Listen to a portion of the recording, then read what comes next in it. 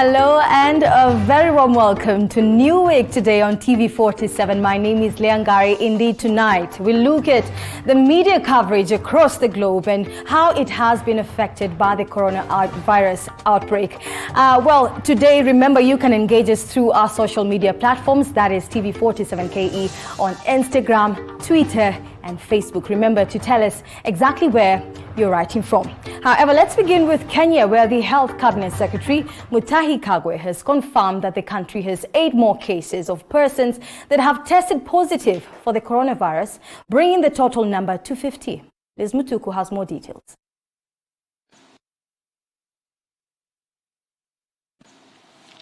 We have received confirmation of 1 person who have tested positive for the coronavirus disease. Apart from those in mandatory quarantine, we have also tested an additional 88 samples of close contacts of the 42 confirmed cases. Out of this number, we have received confirmation of 6 patients who have tested positive for the coronavirus disease, and an additional 1 patient from the Aga Khan Hospital. This now brings the total number of confirmed cases in the last 24 hours to 8. The total number of confirmed cases now stands at 50 in the country. Tracing of contacts for the 50 confirmed cases is ongoing. The total number of close contacts that we have so far been monitoring stands at 1,474. Out of this number, 231 have been discharged after completing the mandatory 14-day follow-up period. Currently, our teams are monitoring 1,211 close contacts. The 8 cases are now spread out in various counties in the country. Kitui now has 1 case. Nairobi County has 6 new cases, while Mombasa 1. This now puts Nairobi County at 34 cases of those who have so far tested positive, followed by Kilifi at 6, Mombasa at 3, Kajiado and Kwale 1 each, with now the Kitui 1. Out of the 44 cases, 26 are male, while 18 are female. To date, we have tested 1,005 persons for the coronavirus disease. From the above data, it is evident that the virus is now being spread through community transmission. This now calls for a lot more personal responsibility among Kenyans in this fight against the disease. Community transmission means that the disease is no longer imported from the outside, but is here with us. We are now spreading it among ourselves. We must now raise our level of alert and intervention measures.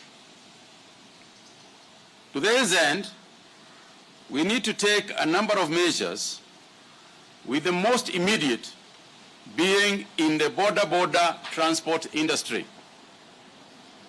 For now, we need to protect our youth who are in this industry as border riders.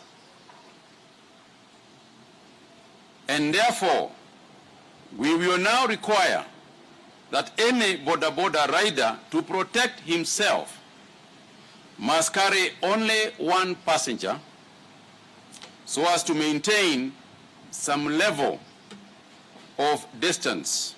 Secondly, the border rider and the passenger must wear masks for protection. We shall be spreading out masks in the counties for this purpose, but irrespective, they must wear, the border rider and the passenger must both wear masks. We expect border association leaders to oversee this process and ensure its implementation. The police will obviously be enforcing the same.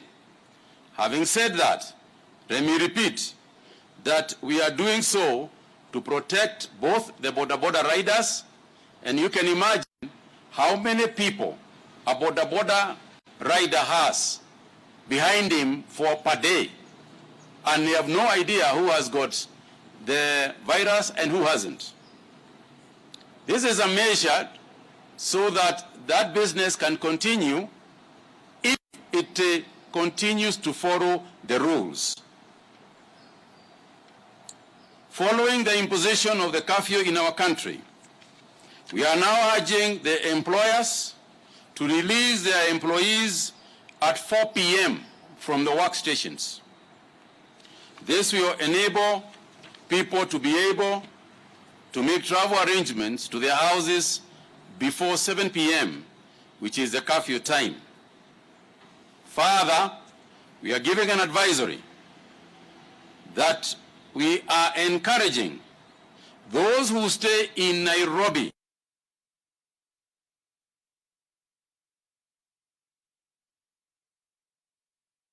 Well, we do apologize for a bit of a mix-up there. However, we were still able to give you the message there by the Health Cabinet Secretary Mutahi Kagwe earlier on in the day, just addressing the public and giving more information on the progress in containing the COVID-19 virus in the country. Of course, that's a story we intend on keeping abreast on and giving you all the details as they unfold. Right now, I want us to cross over to Germany. Well, in her first address to the nation on the coronavirus pandemic, German Chancellor Angela Merkel calmly appealed to citizens' reason and discipline to slow the spread of the virus. Although Germany has registered one of the highest number of coronavirus infections in Europe, experts say Germany is making progress in containing the spread of the COVID-19 virus. And as you can see behind me here is Emma Bojana, who is based in Germany and specifically in Bayern.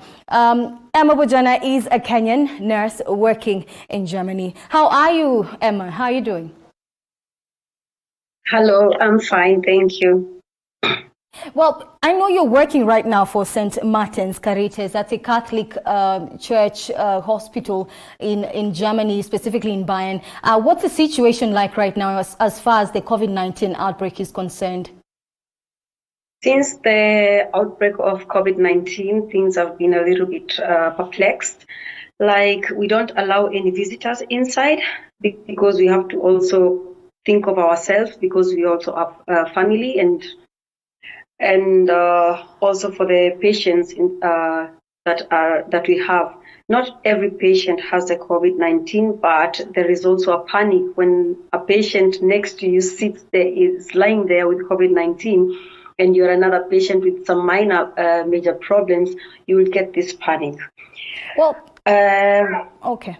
Emma, considering the fact that there are patients in the hospital who have not, who do not have the coronavirus, and there are those who actually have tested positive, how are you able to protect the patients who are already in the same hospital as those who have been tested, who have actually tested positive for COVID-19? What are the measures in place? The measures is like we were trying to have a solution. Like, we have only patients with COVID-19 in one particular hospital, because in every state we have like more than 5 big hospitals, and so that the other patients don't get panic attack from this disease at the moment, and maybe they just diagnosed with major or minor diseases or diagnosis. We are trying to come up with putting COVID-19 patients isolated on their own so that they don't mix with other patients. But it's not easy to do that, because that means that we nurses if you hear that, oh, Emma, you have to go to the hospital where people are with COVID-19, and we've heard about COVID-19, everybody is afraid, you have panic. So nobody is willing to go all by themselves, say, okay, I'm going to stay with these patients, because you also think of your own life. But at the moment, what I find good in Germany, we are well equipped with medical kits, with the mask and disinfections and everything. But at the moment, we are also going short of masks. So have you perhaps had maybe from the government or in Germany, basically what they're going to do to make sure that things like test kits and gowns and masks, they are in supply to the hospitals? There are so many people that that have gone, like people that sue. We have like at the nursing home, we have where we get the compression stockings for diabetic people. There is a company that is always that sues these compression stockings for the diabetic people. Some of those people that are well, like with machines and all that, and they are making for us the mask from, yeah. So basically there's a local manufacturer who's supplying them. But they've just given out freely. No, they don't sell and everything. And they bring in the hospitals just freely, like donation. All right. But if it's going to help, I don't know, because we need for COVID-19, this is really, actually, it's not a disease to play with or to joke with. It's really deadly. We need masks that are really, really heavy for people that are isolated with the COVID-19. All right. Well, Emma, just give us a grim picture of the situation in the streets of Germany, in the different states. I mean, what is happening right now? Right now, you're only allowed not more than two people from. Not more than two people. You're not supposed to be seen around from the streets. You're allowed to go out jogging, to take out your pets for a walk. The children are strictly prohibited. They should just stay at home or maybe at the garden. Police are walking around, and if you're somebody that is working and your institute has not been closed, you have from your work permit. You have like a work permit to meander around outside. A letter perhaps showing that you are actually meant to be outside? Exactly. You're meant to be outside, and you're maybe going to do your work and all that. At the supermarket, they have made a distance, and they've marked everything with red, 1.5 meters away from the second buyer or from the first buyer. And they're also trying to limit also at the moment the supermarket. Anybody that goes to the supermarket, you have to have your mask on. And there is going to be a limit of how many people get into the supermarket. Well, has the government done anything for people who perhaps, like you've mentioned, there's restrictions and regulations on how much people access the streets and whatnot? I think the question would be, how are people getting access to stores, food stores, and any supplies? People are getting to food stores, not very normal, but as I said, you have to keep distance. At local food stores, they have minimized, like if is like only 50 people inside, not more than 50 people inside the stores, and you have to wait outside. And even if you're waiting outside, you have to limit the distance. So the government is really doing something in Germany. I would say that they're really taking good care, and with the police running here and there and controlling what people do. Like when you enter a bus in Germany at the moment, you normally enter in front of the bus and you pay for the ticket. they're also protecting the bus drivers. They have prohibited everybody to enter through the bus, through the front door. You all go through the back doors. And a number of people, the bus is not supposed to be full. Wow. They've even changed the bus schedule, for example, yeah.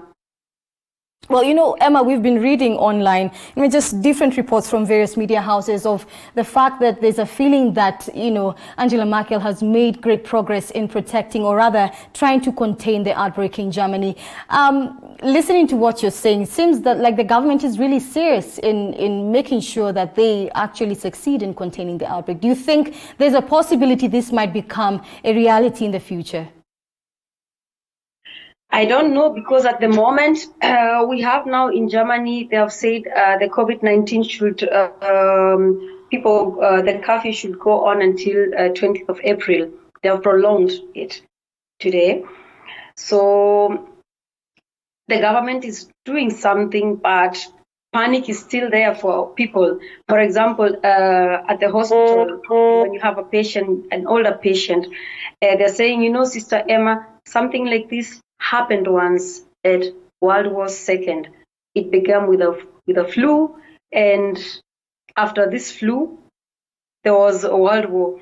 So patients are also they have also their own ideas on this thing, and that people are saying behind COVID-19 there is something behind COVID-19. Everybody, even in Germany or in Europe.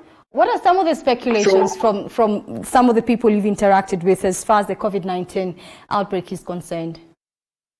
So some of the speculations also from the doctors and all that, they say, if something like Ebola is really deadly than COVID-19, and we had bird flu sometimes also was made from China. They got a vaccine within 2 weeks. But here comes COVID-19, and we don't have anything. We don't find anything, yeah? And so dangerous to compare it with Ebola, you cannot compare it, because this is another kind of flu. So they're saying, yes, this can be a certain kind of virus, but a manipulated virus. How manipulated, we don't know. If it has to do with things with politics, we don't know. So many people in Germany or in Europe think that it's a manipulated virus. Well, finally, even as we hope to get the answers towards those speculations, Emma, I think finally I could just ask you, how are you coping with the situation on a personal level? On a personal level, it's not easy.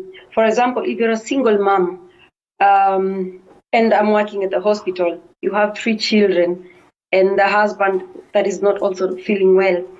To take care of it, to be also a teacher for the children from morning till evening, it's out of question. It's difficult.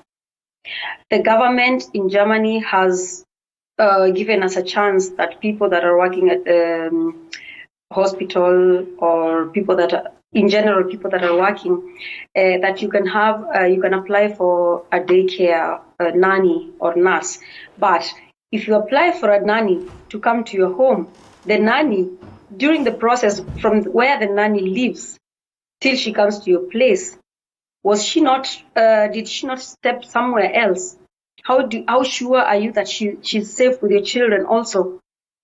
So I don't know. This is what the government is trying to do for us. Actually, I can have a nanny and all that, but at the end of the day, I don't know how it helps me if you're supposed to be in quarantine and then there comes a nanny. Well, Emma, I'm curious, considering the fact that you are a nurse and of course you're coming into contact with some of the patients who have tested positive, and you're saying you are also a mother, you have to go back to your children. What measures have you taken to make sure you also protect your children? Okay, the good thing I would say, Germany is one of most well-equipped country and organized.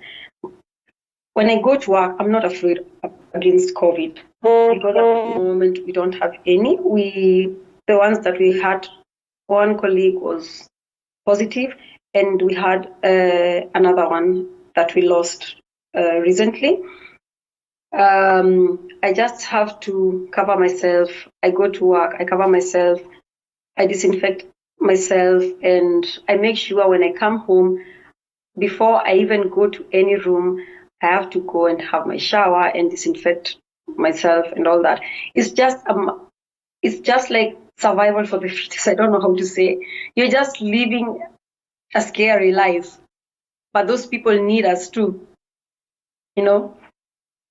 All right. That's why I don't know what I can say. Well, Emma, I just pray that you will keep safe and that your children will also remain safe as you fight to save lives in Germany as a nurse from Kenya. We are proud of you and we hope that you continue doing the great work. Thank you. Take care. Well, that is Emma Bojana all the way from Bern in Germany. Emma, they're just telling us exactly the situation in Germany, specifically the hospital where she's working in St. Martin's Caritas. That's a Catholic hospital in Germany. Of course, you have had there basically. It is not a funny situation for anyone. It's still difficult for many people globally. And right now, we want to take a short break. When we return, we go all the way to Italy. We speak to a gentleman who left Kenya for a tour, a musical tour. However, that tour was cut short because of the corona outbreak. Let's take a short break. Don't go too far. New Week will be back shortly.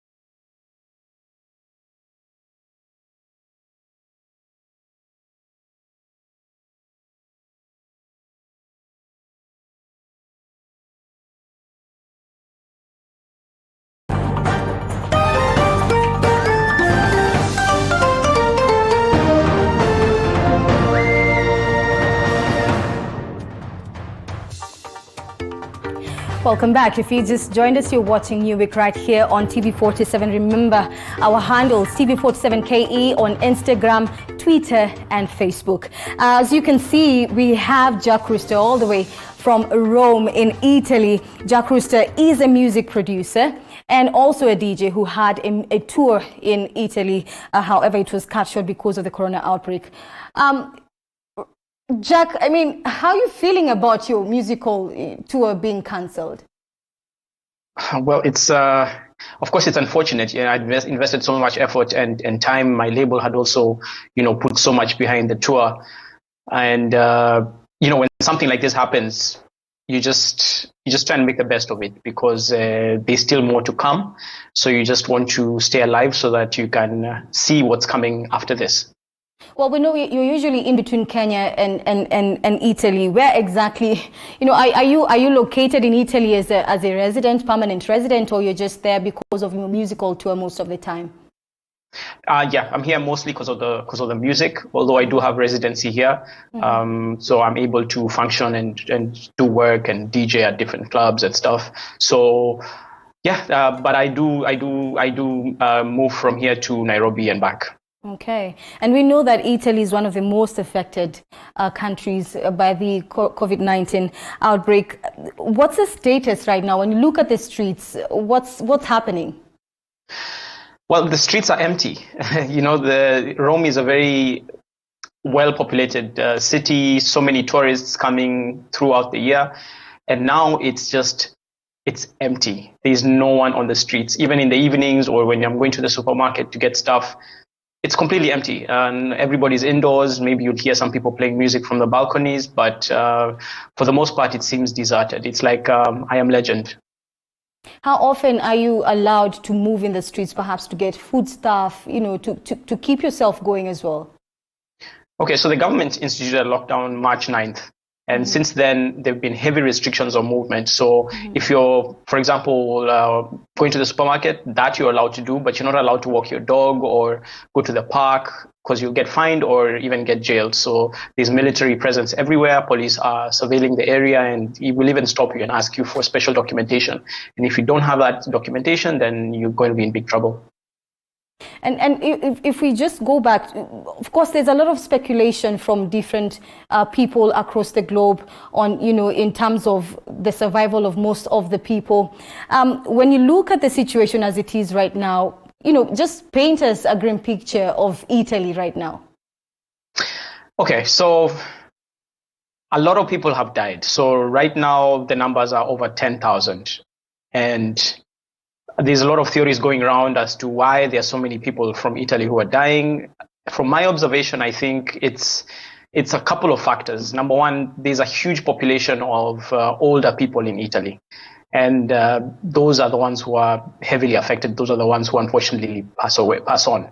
And another thing is that the health system in Italy is very, very good. So it keeps people alive for way longer.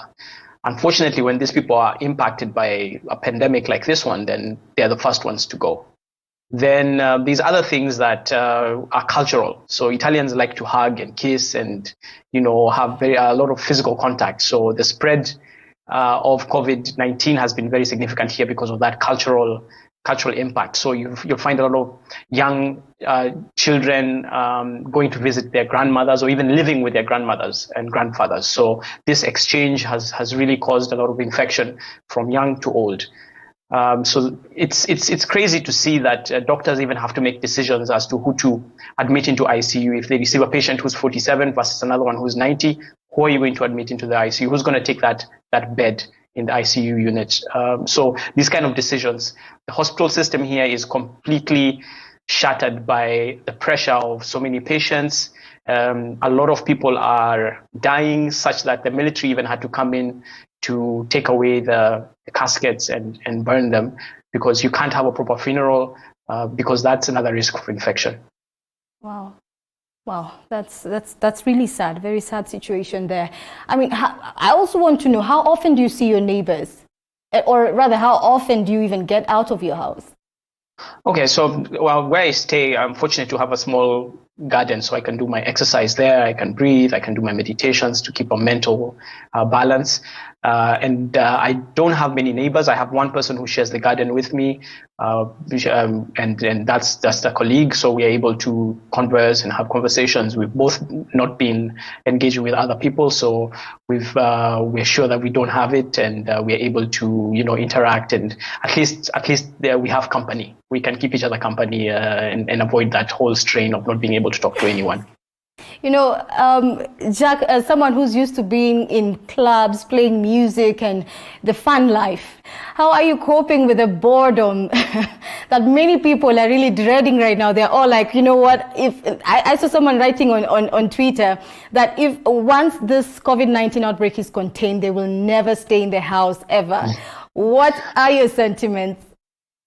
You know, I keep saying that this is an opportunity for you to do the things that maybe you didn't have the silence to do it, to do, maybe look within, do some meditation, try and understand who you are as a human being, you know, observe things from an independent standpoint. I'm also a student, so I'm studying my master's now, so I have time to study online.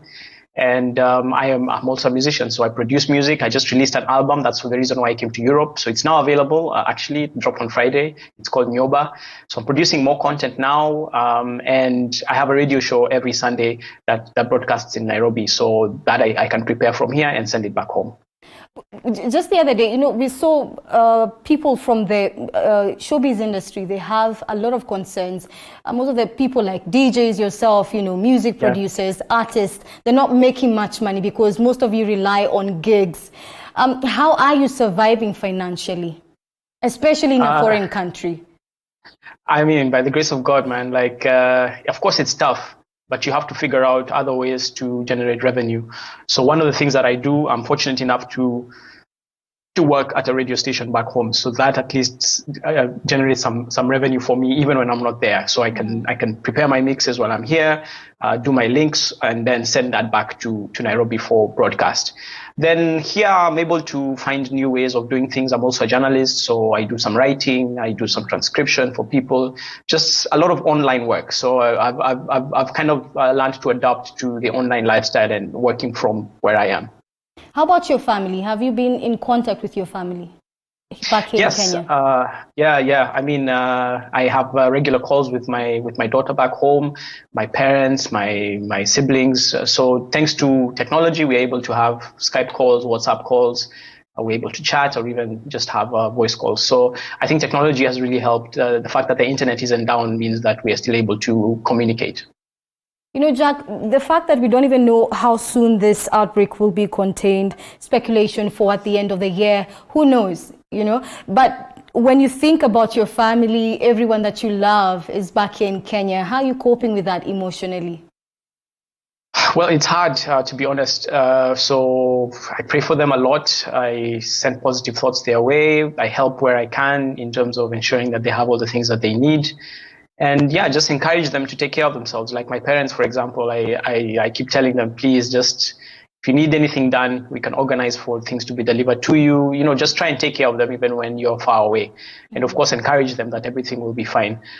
So the thing is, here in Italy, that the lockdown was expected to end April 3rd. But now that R0, which is the rate of existing infection, an existing infection causing a new infection being less than 1, that R0 has not yet been reached, means that we'll have to extend this lockdown to maybe April 18th. That's the new date that the Prime Minister Giuseppe Conte announced. So we're waiting to see. This date is moving. That all depends on how the curve goes. And that's why it's really important for everyone to stay home and just flatten that curve so that we can go back to normalcy as soon as possible. Indeed. And finally, have you been able to, perhaps, have you heard from the Kenyan government, you know, checking up on Kenyans in Italy who may be, you know, stranded in the country because of the lockdown? Yeah, so the embassy here has been very helpful. You know, it's reached out through their focal points to all the Kenyans who are here, informing them of what's going on. Even when we had the travel regulations, you know, telling us that if you need to leave now. There might be some situation where you're not able to get back home, like what's happening now. The fact that all flights from Italy, for example, have been blocked, or you go into mandatory quarantine, which we all know what's going on. It's a bit crazy right now. So the embassy here has been very helpful, even through their website, to inform us, to keep us informed on what's going on. At least that's the very least that they can do. All right. Thank you so much, Jack Rooster. So informative, and we wish you the very best. Keep safe, and we hope that you will be back home soon enough to be with your family and your daughter. Yeah, for sure. Keep safe too. Thanks. Thank you. That is Jack Rooster all the way in Rome, Italy. Definitely a situation there that he's painting an image for us of what is happening in Italy, talking about the streets being empty, talking about very tough restrictions and fines imposed on anyone who goes against the government's directives. Well, right now, let's take a short break. When we return, we go further into other countries. And of course, I have a journalist in studio, our very own Sam G of TV47, of course, joined by other journalists from across the globe, just to look at how the coronavirus outbreak has had impact on media coverage. So don't go too far. We'll be back shortly with New Week.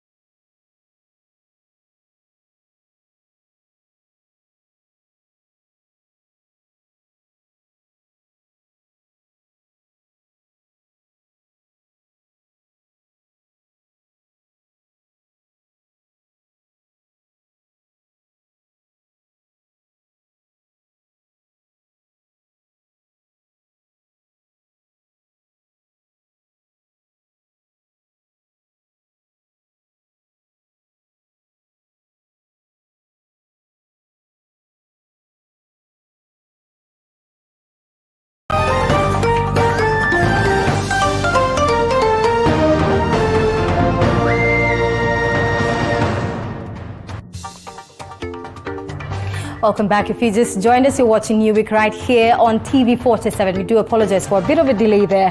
You know, some of these technical hitches are usually sometimes beyond us, but we've been able to hack most of the ones we're facing tonight. And as you can see behind me here, I have Tiri Vangani Masawi, all the way from Namibia Windhoek. Tiri Vangani, thank you for joining us. Also, we have Sam G, who is an investigative reporter right here at TV 47. How are you feeling, gentlemen? Let's begin with you, Tiri Vangani. Hi, how are you? Thank you very much for having me. All right, Samji, how are you doing? Thank you so much for having me, Leah. Well, I want us to just look at the impact the corona outbreak has had on media coverage. And I'll just begin with you, Tiri Vangani. Of course, we've seen a curfew that has been imposed on Namibia. What's the situation like right now? Okay, I think generally just give you a rundown. Since Friday, when the first case was recorded, last week the president has since called for a total lockdown. I think it started on the 27th, that is on Friday. And generally the lockdown entails that movement of people is restricted between 6 a.m. and 6 p.m. And everyone should be back indoors by 6 p.m. In terms of coverage, I think it's been pretty much easy to, Namibia is very open and transparent when it comes to media freedom. So it's really not that difficult to be able to do our jobs this side. So generally from 6 to 6, you can literally do whatever you're supposed to do. You can go through your routines for as long as you are accredited and you are probably with everything that you're supposed to have in that abides by the law. Okay. And I think that's generally about it. I know Tiri Vangani is actually a health reporter as well, working with the BBC. And Tiri Vangani, also, we know that you have been working with various media outlets. I think the question right now, I'll also take it over to Samji at this moment. How are you able to move from your respective homes to your workplaces? Let's begin with you, Samji. What's happening with you here at TV 47? Well, once again, thank you, Leah, for having me. And the truth is, these are scary times.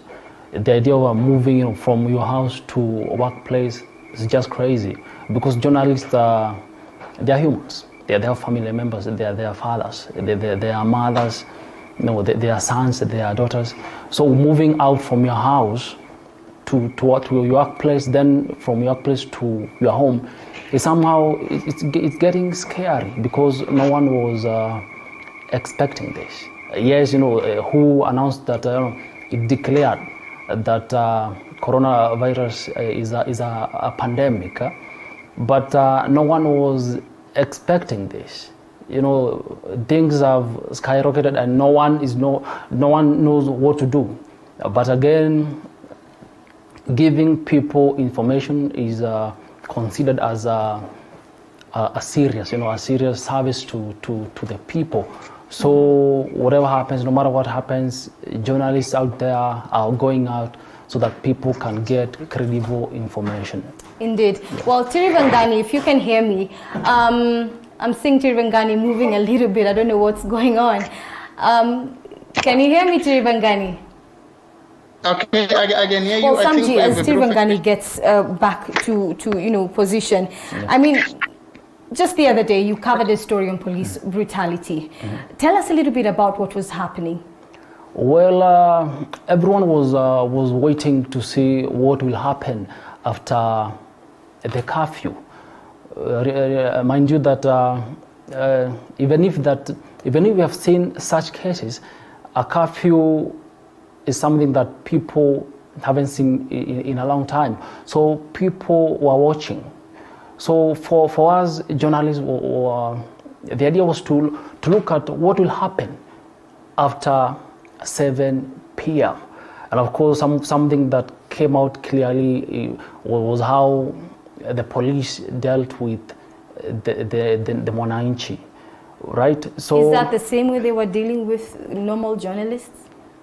Well, at a time of chaos, a time of trying to rush to your area, where your terminus, it becomes chaos. You find that trying to explain to a police officer that, hey, I'm a journalist, trying to reach for your media card, it gets crazy. So before you reach for your card, you're already in trouble. Tirivan Gani, what's the situation for you? You are a journalist. You have to make sure you give the news to the audience who are depending on you to give them all the necessary information.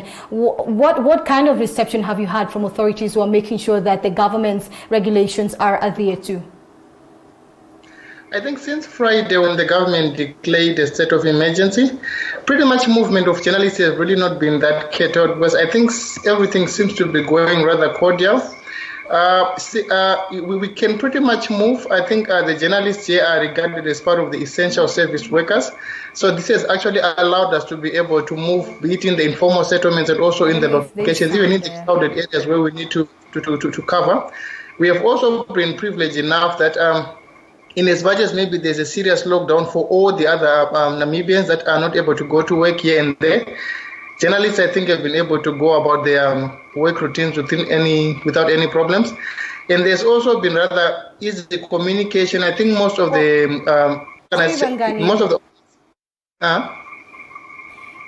can you hear me? Well, I know right now we're not able to get you right here in studio, unfortunately, and I don't know if the reception has a problem. I don't know if my director can allow me to take a little bit of a break so that we can return and just be able to get Tirivan Gani just before we end the show. I'll just take a break right now as we try and fix the sound on that clip. We apologize.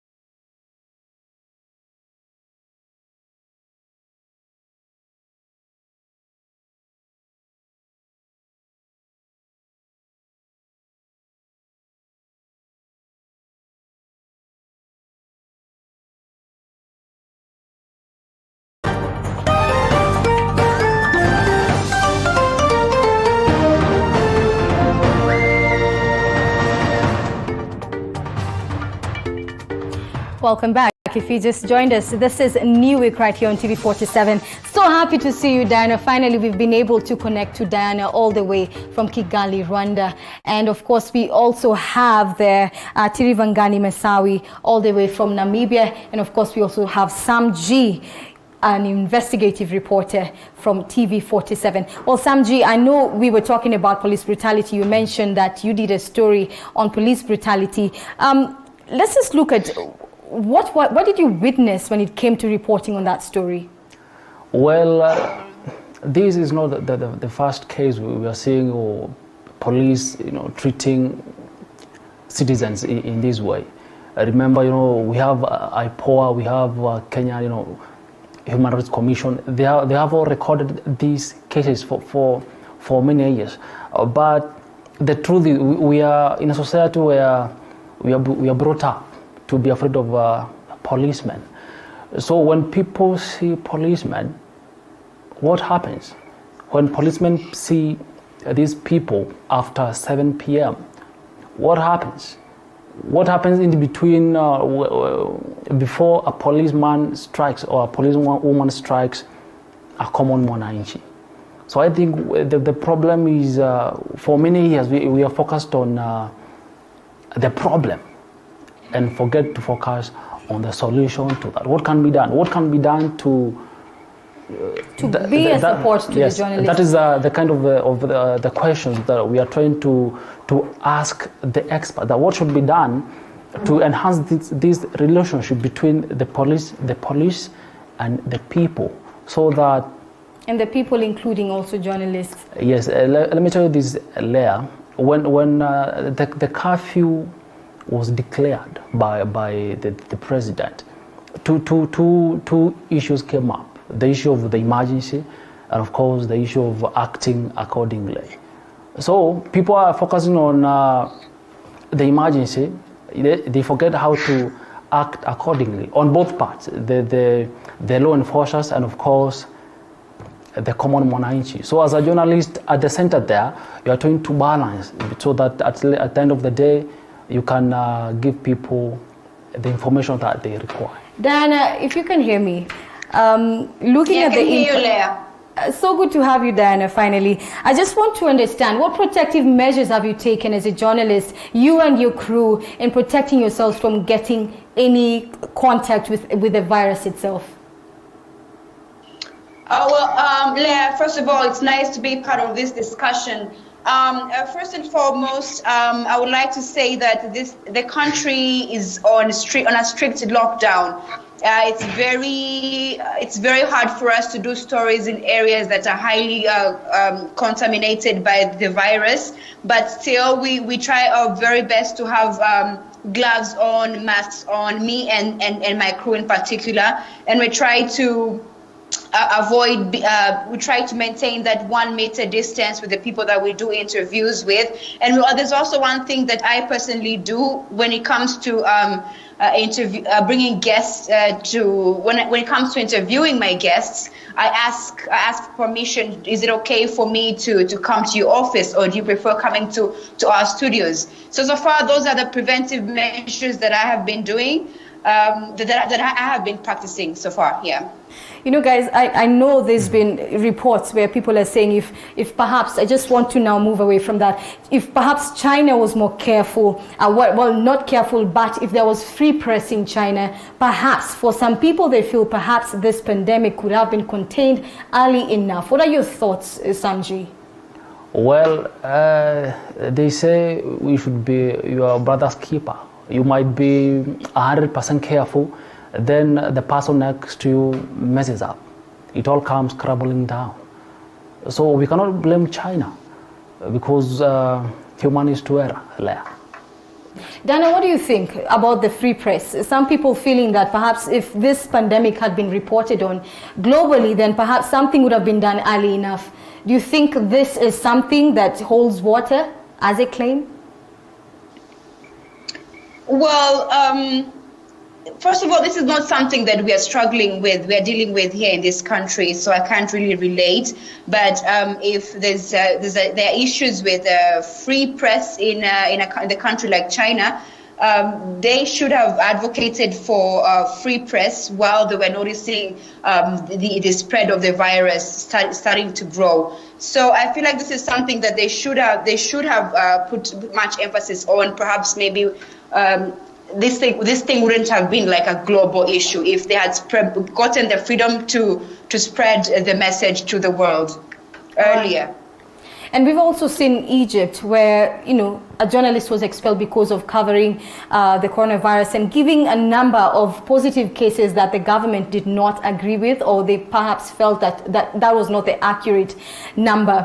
What do you feel about government restrictions on reporting on the COVID-19? What do you think, Diana? What do you feel about it?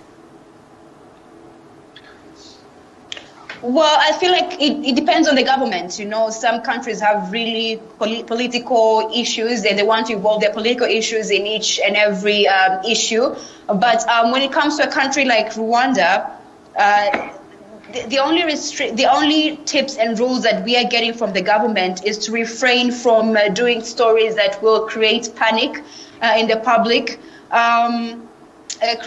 Releasing fake news. So I really feel like the government should be involved, but it should be involved in a proper way. They shouldn't just restrict journalists from doing stories, but they should restrict them from releasing fake stories, sensational stories, and news stories that will create panic within the community and the country. Well, I should mention Tirivangani. I know we're seeing his picture here. It's a bit frozen. We're still trying to get Tirivangani, and hopefully we will get him just before we actually wind up.